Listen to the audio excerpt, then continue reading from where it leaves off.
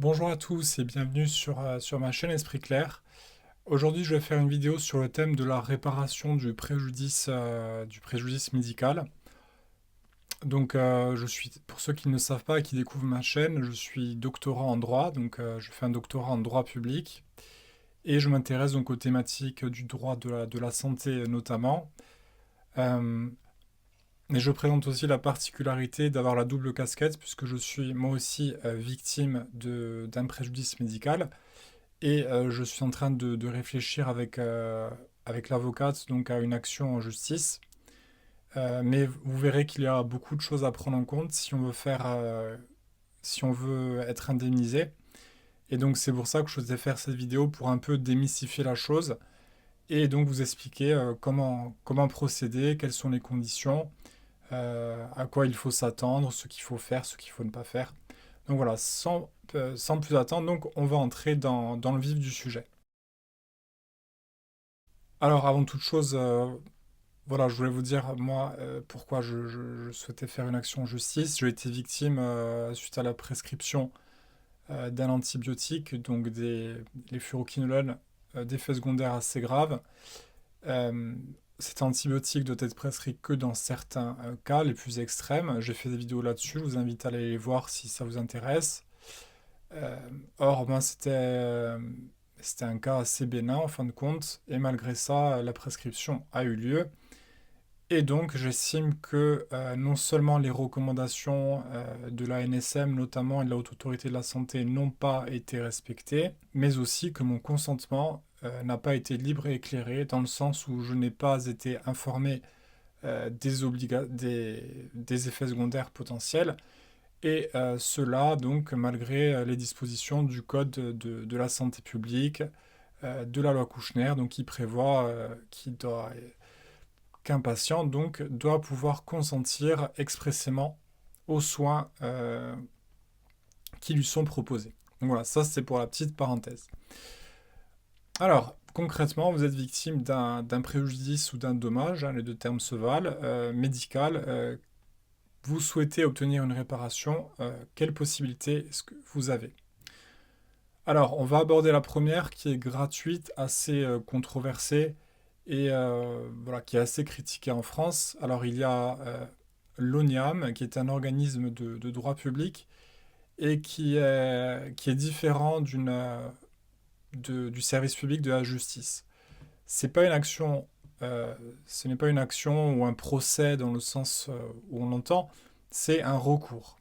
C'est un recours donc, que l'on fait devant cet organisme qui est un organisme donc, qui a été mis en place pour euh, faire de la conciliation un peu, euh, pour vous éviter d'aller devant un procès, d'aller devant un tribunal et d'avoir un avocat, tout ça. Voilà. Donc c'est à la base le concept, c'est la solidarité nationale, hein, puisque c'est un fonds de solidarité nationale qui va vous indemniser ensuite.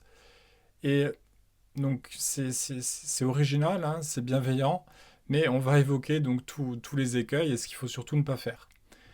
Donc si vous voulez saisir l'ONIAM, d'abord il faut voir si le recours est recevable. La première condition, c'est la recevabilité. Pour que ce soit recevable, il faut voir les critères. Alors il faut que le dommage soit suffisamment grave. Voilà, vous pouvez aller les consulter sur le site. Donc il y a un seuil de gravité, il y a aussi la prescription. Donc il faut que le recours soit porté 10 ans après la consolidation du dommage, donc maximum, hein, pas plus de 10 ans. La consolidation, c'est-à-dire que l'état s'est stabilisé. C'est-à-dire que l'état ni ne s'aggrave ni ne s'améliore. Concrètement, en 2017, vous subissez une opération. En 2000, en 2025, vous commencez à subir des effets secondaires suite à l'opération. Donc le délai ne commence pas à courir à partir de 2017, il commence à courir à partir donc de la consolidation du dommage, à partir du moment où il n'y a plus d'amélioration ni d'aggravation. Une fois que la recevabilité est remplie, vous pouvez faire votre recours, il est accepté et vous allez passer devant un expert. L'expertise est gratuite. Et suite à cette expertise, il va envoyer un rapport donc à la commission, donc à l'ONIAM, qui vont ensuite statuer sur l'indemnisation. Alors, est-ce qu'on vous indemnise ou non? Voilà, c'est la question qui va se poser. Et le montant de l'indemnisation va considérablement dépendre de cette chose-là qui est vraiment importante. C'est est-ce que le dommage résulte d'un aléa thérapeutique ou d'une faute? Si c'est un aléa, c'est-à-dire que le médecin n'a pas commis de faute, là, l'indemnisation sera réduite. Donc, si à faute, on s'en rend bien compte. Euh, Là, ça sera plus fort. Donc, s'il y a une faute, c'est l'assureur du médecin qui va vous indemniser. Si c'est un aléa, c'est le fonds de solidarité nationale, ce que je vous disais tout à l'heure, qui va vous indemniser. Donc, à la suite de cette indemnisation, soit vous êtes content, soit vous ne l'êtes pas. Si vous ne l'êtes pas, vous pouvez aller faire une action en justice, donc qui est différent d'un recours. Et là, donc, vous allez devant un tribunal de droit commun. Alors, avant d'en venir à cette phase-là, je tiens à vous dire plusieurs choses. Alors déjà, certes, on dit que le recours est gratuit devant l'ONIAM, c'est la vérité, mais dans les faits, ça ne l'est pas. Pourquoi? Parce qu'il ne faut pas y aller sans avocat. Si vous y allez sans avocat, ça peut être très compliqué puisque vous allez tomber face à une commission donc qui va statuer sur votre cas. Et ces gens-là sont des médecins, sont donc des gens qui ont des connaissances très pointues. Et si vous êtes émotionnel et que vous vous emportez, parce que vous souffrez beaucoup, cela peut jouer en votre défaveur. En revanche, si vous avez un avocat, eh bien là, les choses vont beaucoup mieux se passer puisque l'avocat, lui, sait quoi faire, alors sait ce qu'il faut faire. On conseille un avocat dans le droit de la santé, bien sûr, puisque ce sera le plus à même à défendre votre cas. Alors, ce que vous pouvez faire ensuite avec votre avocat, c'est nommer un médecin conseil. Donc, c'est un médecin qui va vous accompagner dans vos démarches auprès de l'ONIAM, eh bien, pour constituer un dossier médical solide et donc vous soutenir pour que votre recours ait un maximum de chances d'avoir gain de cause.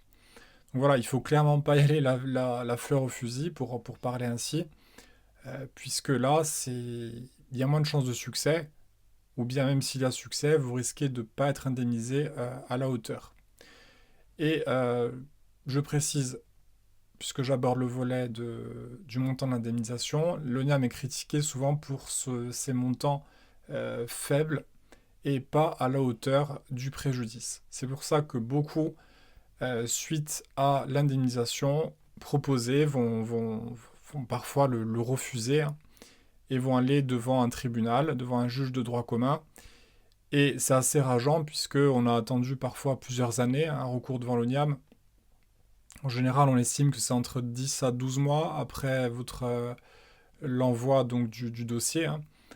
Euh, voilà, parfois ça prend plus, parfois on est dans 2 ans, 3 ans. Ça peut être assez long et de refuser une indemnisation, c'est compliqué. Des fois, il vaut mieux limite l'accepter que de se dire allez, maintenant je m'engage dans une action en justice. Puisque voilà, on a entamé des frais en plus d'avocat, donc ça. Voilà, il faut bien comprendre que c'est pas facile à refuser. Alors, je vous le disais tout à l'heure, si vous n'êtes pas satisfait, qu'est-ce qui vous reste? Alors, vous le savez, dans le droit français, on distingue le droit pénal, le droit civil, le droit administratif. Lorsque vous allez demander une indemnisation, c'est du droit civil. Donc c'est devant le tribunal judiciaire. Vous pouvez donc porter plainte donc à titre individuel. Pour ça, pareil, vous allez devoir avoir un avocat. Ce n'est pas obligatoire, mais c'est fortement conseillé, bien entendu. Et donc vous allez tout simplement porter plainte. Et là, c'est un procès donc qui peut être long. Si vous n'avez pas gain de cause, vous pouvez faire appel. Vous pouvez ensuite, si vous n'avez pas encore gain de cause, faire un pourvoi en cassation. Et là, ça peut être très long, hein, des procès qui peuvent aller jusqu'à 10-15 ans, je veux dire. Il faut s'armer de courage et de moyens financiers également, puisque c'est bien entendu très coûteux. Et contrairement à l'ONIAM, là, l'expertise est payante. Vous allez devoir nommer un expert, et là, il va falloir payer de votre poche.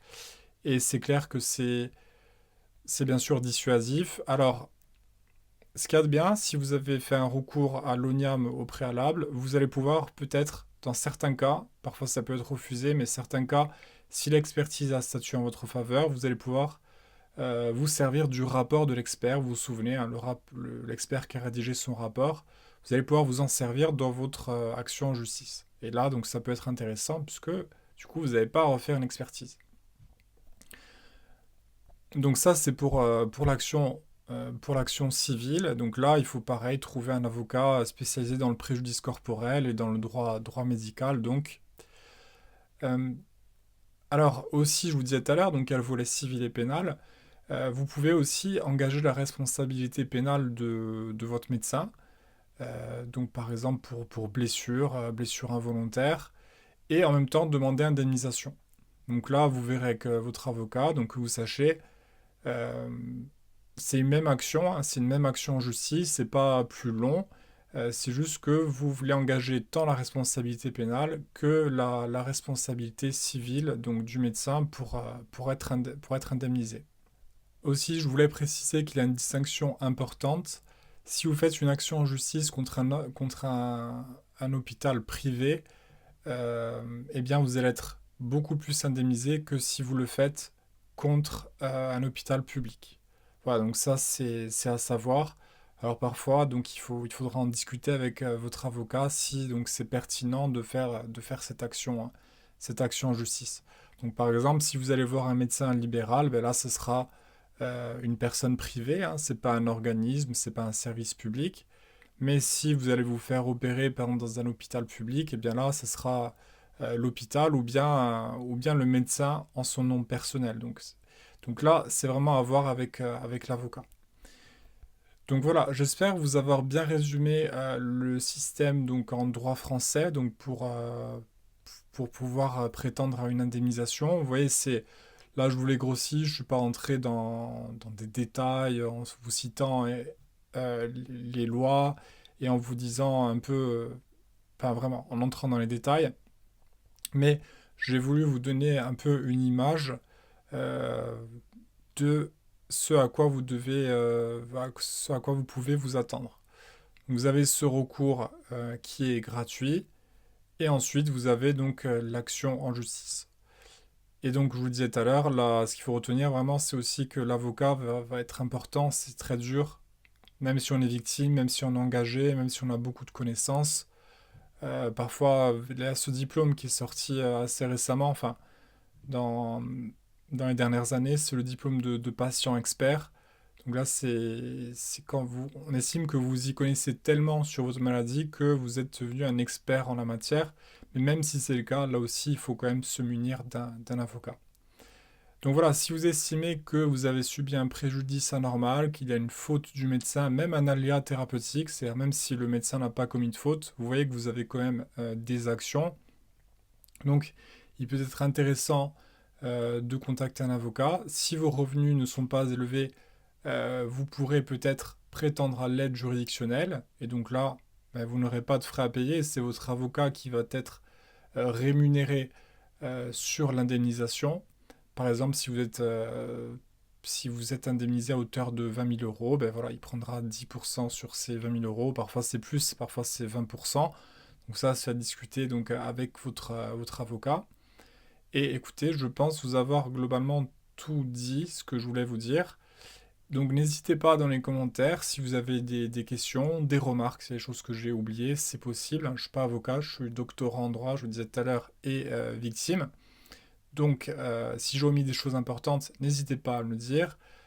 Si vous voulez soutenir la chaîne aussi, n'hésitez pas à vous abonner, à mettre un pouce bleu. Et moi, je vous dis donc à bientôt dans d'autres vidéos.